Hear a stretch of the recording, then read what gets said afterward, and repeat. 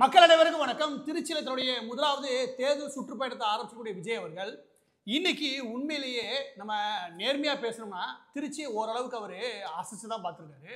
திமுகவுடைய மிக முக்கியமான அமைச்சர் கூட KN நேரு அவர்களுடைய கோட்டைன்னு திமுக நபர்களால் சொல்லப்படக்கூடிய அந்த பகுதியை ஏற்கனவே திமுக பறிக்கக்கூடிய அளவுக்கு ஒரு மக்கள் சக்தியை பெரிய லெவலில் எழுப்பி விட்டுருக்காரு. இது நம்ம என்ன சொன்னாலும் சரி நம்ம ஏற்றுக்கணும். ஏன்னா காலையில் 10:30க்கு பேசதா இருந்த விஜய் அவர்கள் ஏறக்குறைய அந்த இடத்துக்கு வந்து சேர்றதுக்கு 3 மணி தான் வந்து சேர்றாரு.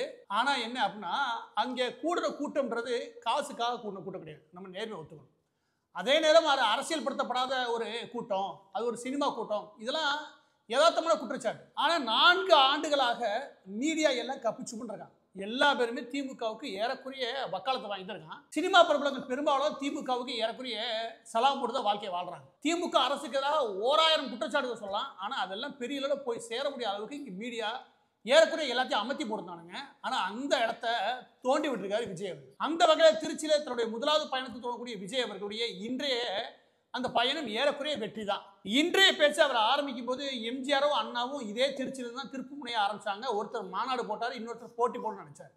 அப்படியான ஒரு திருச்சி மண்ணிலிருந்து என்னுடைய பிரச்சாரத்தை ஆரம்பிக்கிற நான் மகிழ்ச்சியா இருக்கு அப்படின்னு முதலாவது சொல்றாரு. அது என்னன்னா குலசாமி கோயிலை போய் பார்த்துட்டு போவாங்க, அந்த மாதிரி உங்களை நான் பார்க்க வந்திருக்கேன் அப்படின்ற விதமா பேசுனது இல்லையா, அது பெரிய அளவில் கனெக்ட் ஆகவே இல்லை. எனக்கு என்னன்னா அந்த குலசாமின்ற ஒரு மேட்ரு இருக்கு இல்லையா, போருக்கு போறதுக்கு முன்னாடி தன்னுடைய குலசாமி கோயிலை பார்த்துட்டு போவாங்க, அந்த விஷயம் கனெக்ட் ஆகவே இல்லை. அவர் சரியா கனெக்ட் பண்ணவே இல்லை. ஆனால் அதற்கடுத்து அவர் வச்ச மிக முக்கியமான குற்றச்சாட்டுகள் எல்லாமே போதுமான அளவுக்கு திருச்சியை ஆட்டி தான் பார்க்கும். அதில் அவர் சொல்லிக்கிட்டே வரும்போது திமுக வாக்குறுதிகள் சம்பந்தமாக சொல்ல ஆரம்பிக்கிறாரு. இடையில அவர் திருச்சியுடைய மிக முக்கியமான பிரச்சனையுடைய மணல் பிரச்சனையை கையெடுக்கிறார். சொன்னதை எதையும் நீங்க செய்யவே இல்லை, ஆனால் நல்லா மண் அள்ளுறீங்க அப்படின்னு. இது திருச்சியுடைய மிகப்பெரிய சாபக்கேடு. ஏறக்குறைய திமுகவை திருச்சி ஒட்டுமொத்தமாக வெறுக்கிறது காரணமே இந்த மண்ணு தான். இந்த மணல் விஷயத்தை தொட்ட வகையில் விஜய் அவர்கள் நம்ம பாராட்டியே தீரும். ஏன் அப்படின்னா அந்த கல்லணை, நான் திரும்ப சொல்ல 1000 கருத்து வேறுபாடு இருக்கலாம், ஆனால் ஜனநாயக ரீதியாக எதிர்கொள்ளணும். இதில் விஜய் அவர்கள் சொல்கிற அந்த மணல் பிரச்சனை இல்லையா, அதை நீங்கள் கூகுள் மேப் எடுத்து அப்படியே ஓப்பன் பண்ணுங்க, ஜஸ்ட் அப்படியே நீங்கள் ஜூம் பண்ணி பாருங்க. அந்த கல்லணையிலேருந்து ஆரம்பிச்சு சுமார் 28 கிலோமீட்டருக்கு ஒரு ஆறையே கொஞ்சம் கூட மனசாட்சியே இல்லாமல் வெட்டி எரிஞ்சிருப்பாங்க. அந்த எல்லா மண்ணையும் வெட்டி எடுத்து தோண்டி திண்டு வித்தவன் திமுக காரன். இந்த 4 வருஷத்துல கேள்வி கேட்பாரலுமே வித்துருக்கானுங்க. அதுல மணல் கரிகாலம் ஆரம்பிச்சு ஏகப்பட்ட பேர் இந்த ஆட்சியில எப்படி காசு கொட்டுச்சுன்றத நம்ம சொல்லி மாளாது. அந்த அளவுக்கு இது ஒரு திருச்சியினுடைய பிரச்சனை மட்டும் கிடையாது, ஆனால் திருச்சிக்கு மிகப்பெரிய பிரச்சனை. இது அவர் சொல்றது நம்ம பாராட்ட தான். இதை சொல்லும் போது அந்த மக்களை ஈஸியா கனெக்ட் பண்ண முடியும். மற்ற விவரங்களை கனெக்ட் பண்றாமோ இல்லையோ இந்த விஷயத்தை ஈஸியா கனெக்ட் பண்ண முடியும். அதோட சேர்த்து வெறும் லோக்கல் பிரச்சனை மட்டும் பேசாம நீங்க சொன்ன வாக்குறுதிகள் எல்லாத்தையும் நீங்க செஞ்சீங்களா அப்படின்னு கேட்க ஆரம்பிக்கிறார். அவரு முன்பு ஜெயலலிதா அவர்கள் செய்வீர்களா அப்படின்னு ஒரு பிரச்சாரத்தை ஆரம்பிப்பாங்க. மக்களோட ரியாக்ஷனை வாங்கி, அதாவது அவங்கள்ட்ட இருந்து பதிலை வாங்கி அந்த பிரச்சாரத்தை உயிர் கூட வச்சிருப்பாரு. அதே பாடல இவரு செய்ய முயற்சி பண்றாரு. ஆனா இவரே சொல்லிட்டு போயிட்டாரு. ஆனா அந்த விஷயங்கள் எல்லாம் ஓரளவுக்கு கனெக்ட் தான் ஆச்சு. அதுல சொன்னது மிக முக்கியமானது, எல்லா பேருக்கும் 1000 ரூபாய் கொடுக்குறேன்னு சொன்னீங்களே, கொடுத்தீங்களா சொல்லுங்க சிஎம் சார். அதுக்கப்புறம் பெட்ரோல் விலையை குறைக்கிறேன்னு சொன்னீங்களே, குறைச்சிங்களா? இந்த வாக்குறுதிலாம் கொடுத்தானுங்க, செஞ்சாங்களா? அப்புறம் கேஸ், ஒவ்வொரு கேஸ்லையும் நாங்கள் 100 ரூபா மானியமாக தருவோம் நானுங்க, அதுக்கு 100 ரூபா குறைச்சி கொடுத்தீங்களா கேஸை? அதை நீங்கள் செஞ்சீங்களா? அரசு பணியை பொறுத்தவரைக்கும் சும்மா 3.5 லட்சம் பணியிடங்கள் இருக்கிறது, அதையெல்லாம் நிறைவேற்றணும்னு சொன்னீங்களே, நிறைவேற்றுறீங்களா? கச்சத்தீவை மீட்பேன்னு சொன்னீங்களே, மீட்டீங்களா? நீட் தேர்வை ரத்துன்னு சொன்னீங்களே, செஞ்சீங்களா? இப்படின்னு அவங்க கொடுத்த வாக்குறுதியை எடுத்து மக்கள்கிட்ட கொண்டு போய் சேர்த்தாரு. ஆனால் என்ன அந்த பிரச்சாரத்தில், ஆனால் நல்லபடியாக போய் சேர்ந்துச்சு, அதெல்லாம் எடுக்க வேண்டியது அவசியம். ஆனால் என்ன அடுத்த முறை அந்த பதிலை மக்கள்கிட்ட கேட்டு வாங்கிட்டு அடுத்து சொல்லலாம். அவர் வேகமாக அந்த பேப்பரை வச்சு முடிச்சுட்டு போகிறதுல இருந்தார். இந்த மீட்டிங் ஆரம்பிக்கும் போதே ஓரளவுக்கு கூட்டம் வர ஆரம்பிச்சதுமே இதை கெடுக்கிறதுக்கு ஆளுங்கட்சியிலேருந்து ஓரளவுக்கு திட்டம் போட ஆரம்பிச்சிட்டாங்க. அவர் அந்த வேனில் ஏறி 5 நிமிஷம் கூட ஆயிருக்காது. பேச ஆரம்பிக்கும் போது எங்கிட்ட இருந்தா அந்த ஆம்புலன்ஸ் வச்சதெல்லாம் அவங்க கூட கரெக்டாக உள்ளவங்க சொல்லுறாங்க. திமுக ஆட்சியில் இந்த ஆம்புலன்ஸ் சேவை எப்போ வேலை செய்யுதோ வேலை செய்யலையோ, ஆனால் எடப்பாடி பழனிசாமி அவர்கள் பிரச்சாரம் பண்ணால் அதுக்குள்ளே போய் சொல்லுறானுங்க. விஜய் அவர்கள் வந்து கரெக்டாக 5 நிமிஷம் உள்ள ஒன்று எங்கே தான் நிப்பாட்டி சேர்க்குறது கரெக்டாக சொல்லுறானுங்க. எனவே இதெல்லாம் ஒரு கீழ்த்தரமான வேலை. திமுக மீது எரிச்சல் தான் வரும். நீ ஒரு பக்கத்து விஜய் அவர்களுடைய பிரச்சாரத்தின் மூலம் எதிர்ப்பு உருவாகுதுன்னா அந்த பிரச்சாரத்தை கெடுப்போம் அப்படின்னு சொல்லி இந்த மாதிரி குறுக்கு புத்தி வேலைலாம் பார்த்தா வச்சுக்கவேன், மக்களுக்கு என்ன தோணும் அப்படின்னா, யாரும் அரசியலுக்கு வரலாம், எல்லா பேருக்கும் அதுக்கான உரிமை இருக்குது, அவங்க பிரச்சாரம் மேற்கொள்றாங்க, அதை நீ ஜனநாயக ரீதியாக நீ அதுக்கு பதிலடி கொடுத்து அதை எதிர்கொள்றது தான் திறமையான அரசியல், சரியான அரசியல். அதுதான் கொஞ்சம் குறைஞ்சபட்ச நேர்மை இருக்கு. அது கூட உனக்கு துப்பு இல்லாமல் 5 நிமிஷத்துல நீ ஆம்புலன்ஸ் உள்ள அனுப்பிவிடுறேன்னா, அதை கெடுத்து விடுறேன்னு நினைக்கிறேன்னா உன் புத்தி என்னவா இருக்கு?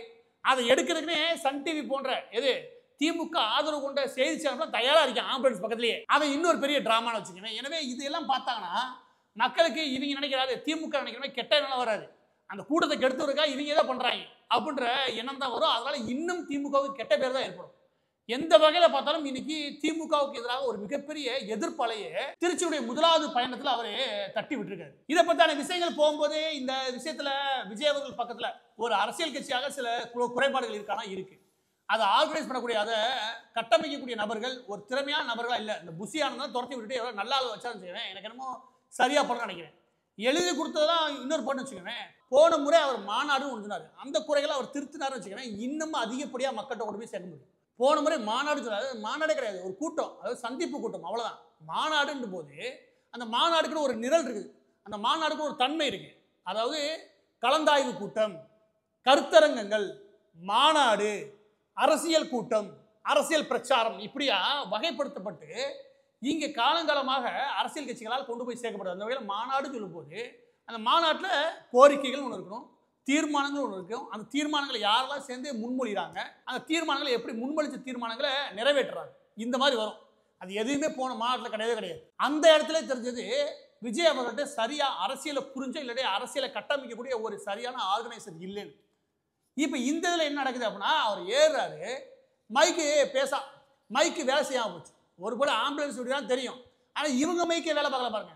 அதில் இவங்க முன்கூட்டியே செஞ்ச வேலை என்ன அப்படின்னா, இவங்க ஒரு வீடியோ எடுத்து அந்த வீடியோவை இவங்களே எடுத்து அதுக்கான லிங்கை மட்டும் எல்லா சேனலுக்கும் கொடுக்குறோம், நீங்கள் ஒளிபரப்பிக்கோங்க, ஒளிபரப்புறதுனா பண்ணிக்கோங்க, இல்லை உங்கள் இஷ்டம் கொடுத்தா வச்சுக்கோங்க. அந்த ஒரே லிங்கை தான் எல்லா பேரும் போடுறாங்க. நீங்கள் கவனிச்சு வச்சுக்கோங்க, வேறு எந்த ஒரு ஆங்கிள்லையுமே உங்களால் வீடியோ பார்க்க முடியாது. அப்போ எல்லா பேரும் அதையே போடும்போது லைவ் ப்ராட்காஸ்ட்னு ஒன்று இருக்குது. அந்த இந்த லைவ் சேனல் நடத்தக்கூடிய இந்த சேனலுக்கு மட்டுமே கை வந்த கலை. அதை நாம் டெக்னிக்கலாக எடுத்துக்கணும் போது அந்த டெக்னிக்கல் பிரச்சனையை குழப்பறதுக்கு ஆளுங்கட்சிக்கு எளிமையான விஷயம். அந்த பிரச்சனை நடக்குது, அதை எதிர்கொள்கிற அளவுக்கு போதுமான அளவுக்கு டெக்னிக்கல் டீம் இல்லை. அதனால் அவர் பிரச்சாரத்தை ஆரம்பித்து பேச தொடங்கும் போது எல்லா சேனலும் சுமார் 54,000 பேர், சில சேனல் 34,000 பேர், அவருடைய சேனலில் 30,000 பேர் எல்லோரும் லைவில் பார்த்துக்கிட்டான்னு வச்சுக்கோங்க. அது பேச்சு ஒன்ஸ் விழுந்ததுமே அந்த 54,000 ஏறக்குறைய 28,000 மாறுது. ஏதோ 20,000 30,000 பேர் காணாம போகிறாங்க. எனக்கு சரியாக கேட்கல, விட்டுட்டாங்க. அப்போ அந்த கூட்டத்தில் பேச போகிறோம், அதில் ஒரு 50,000 பேர் 80,000 பேர் இருக்காங்க. அதில் பேச போகும்போது அதை பேசிக்கிட்டு இருக்கும்போது அதை கவனிக்கக்கூடிய தமிழ்நாடு முழுவதுடைய எல்லா பேருக்கும் சேர்த்தே தான் அந்த பிரச்சாரம் அமையுது. இதுதான் டெக்னாலஜியோட வளர்ச்சி. ஆனால் அந்த இடத்துல போய் நமக்கு மைக்கு வேலை பார்க்கணும்னு வச்சுக்கோங்க, லைவில் ஆன்லைன் முழுவதும் பார்த்த எல்லா பேருக்குமே இன்னைக்கு விஜய் அவர்களுடைய அந்த பேச்சு ஏறக்குறைய குறைஞ்சபட்சம் ஒரு 20 லட்சம் பேரையா போய் சேர்ந்துருக்கும். அதுதான் வெற்றி. ஆனால் போய் சேர்ந்துருக்காது, ஏன்னா மைக்கு வேலை பார்க்க ஒரே ஒரு மைக்கு வேலை பார்க்காங்க இவ்வளோ பெரிய சிக்கலை உருவாகுது. எனவே இப்படியான திட்டமிடலை வாரத்துக்கு ஒரு தடவை வரப்போறாரு. அப்படி வரும்போது பேசக்கூடிய பேச்சுன்றது 20-25 லட்சம் பேரை கொண்டு போய் சேர்க்கணும். அப்படி சேர்க்க முடியாமல் அவங்க ஃபெயில் ஆகிறான்னு வச்சுக்கோங்க. என்னை கேட்டால் அதை ஆர்கனைஸ் பண்ணக்கூடிய நபர்களுடைய மிகப்பெரிய குறைபாடு. எனவே தான் டிவிகே பொறுத்த வரைக்கும் போன மாநாடு இது வரைக்கும் எந்த அரசியல் கட்சியும் மாநாடுன்னு சொல்லி அப்படி நடத்தினதே கிடையாது. அவ்வளோ கேவலம் நடத்தி முடிச்சாங்க. அது ஒரு கலந்தாய்வு கூட்டம்னு சொல்ல முடியாது, ஒரு மீட்டிங், அவ்வளோதான். ஆனால் இன்னைக்கு அதோட கொடூரமாக அவருடைய பேச்சு போய் சேர முடியாமல் ஆகிப்போச்சு. இதையெல்லாம் திருத்தினால ஒழிய இது திமுகவுக்கு எதிரான ஒரு அலையை உருவாக்கணும் விஜய் அவர்கள் நினைக்கிறார் இல்லையா, அதை நிச்சயம் செய்ய முடியும். இதையெல்லாம் திருத்தினா ஒழிய, இல்லாட்டி இதுவே ஒரு பெரிய சர்க்கிளாக மாறும். ஆக பதிவோட இறுதியாக இன்றைக்கு விஜய் அவர்கள் ஏறக்குறைய 15 நிமிடம் பேசினாரு. அவர் 20 நிமிஷம் பேசுவார் நினைச்சாங்க, டெக்னிக்கல் பிரச்சனை அது இதுன்னு சொல்லிட்டு முடிச்சா வச்சுக்கோங்க. அவர் ஏறக்குறைய 15 நிமிஷம் பேசியிருக்காரு. அந்த 12 நிமிடம் பேச்சில் திமுக நேரடியாக தாக்குறாரு. நீங்கள் சொன்னதை செஞ்சுக்கலாம், சொல்லாதெல்லாம் செஞ்சுக்கிறீங்க, மணல் திருட்டுலேருந்து எல்லாரையும் பார்த்துக்கிறீங்க. அதோட சேர்த்து நாங்கள் வந்தோம்னா நோ காம்ப்ரமைஸ், பெண்களுடைய பாதுகாப்பு, சட்ட ஒழுங்கு, இதெல்லாம் அவரும் சொல்கிறான்னு வச்சுக்கோங்க. இதில் எல்லா அரசியல் கட்சியும் சொல்லுவாங்க. ஆனால் இது எந்த அளவுக்கு தாக்கத்தை உருவாக்கும் அப்படின்னா அதில் வெற்றி அடைஞ்சிருக்காரு. நிச்சயமாக திருச்சியில் ஒரு பெரிய வைப்ரேஷன் உருவாகியிருக்காரு. ஆளுங்கட்சிக்கு தான் ஒரு அலையை ஏற்கனவே தட்டி விட்டுருக்காரு. அந்த வகையில் இந்த விஜய் அவர்களுடைய பயணம், திருச்சி பயணம்ன்றது வெற்றி தான்.